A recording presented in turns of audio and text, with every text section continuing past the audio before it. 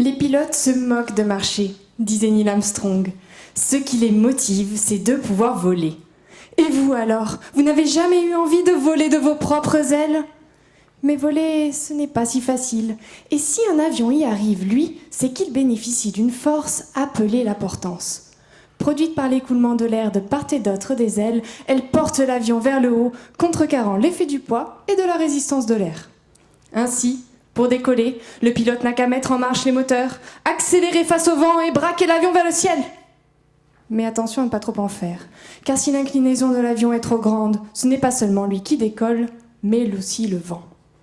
Je vous explique. Quand l'avion vole horizontalement, le vent glisse, plaqué contre la paroi. Mais si on incline l'avion, comme au décollage, le vent a plus de mal à rester collé. Il perd de l'énergie, ralentit et finit par se décoller de la paroi. Il s'enroule alors en tourbillon qui freine l'avion et perturbe la portance. Celle-ci nous laisse littéralement tomber et l'avion de tourner à plein régime pour compenser.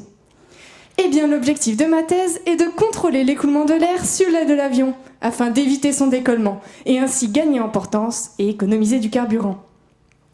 Heureusement, une solution efficace est déjà connue. Il faut injecter de l'air dans le vent grâce à ce que l'on appelle des actionneurs.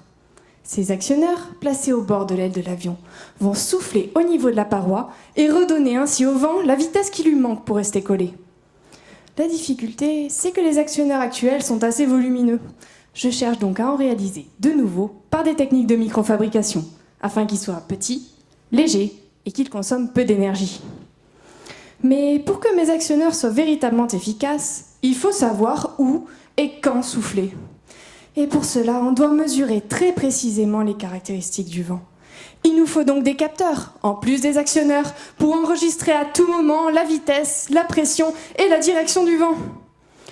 Or, utiliser pour cela des capteurs conventionnels, eh bien, c'est comme utiliser des feutres pour faire un portrait. D'accord, si vous êtes doué, on peut reconnaître éventuellement la personne que vous dessinez. Mais le dessin reste imprécis, voire grossier. En revanche, si vous prenez un crayon bien taillé, alors vos traits seront fins, vifs, précis, et le portrait sera fidèle au modèle. Eh bien, les microcapteurs que je fabrique sont comme ce crayon, de très petite taille, performants, et leur temps de réponse est extrêmement court. Précis et réactifs, mes microcapteurs diront ainsi au microactionneur où et quand agir pour éviter le décollement de l'air. Et notre avion, lui, il sera plus sûr, plus performant et plus économe en carburant. Alors, paré pour le décollage ? Merci d'avoir choisi MT-180 Airlines et bon voyage.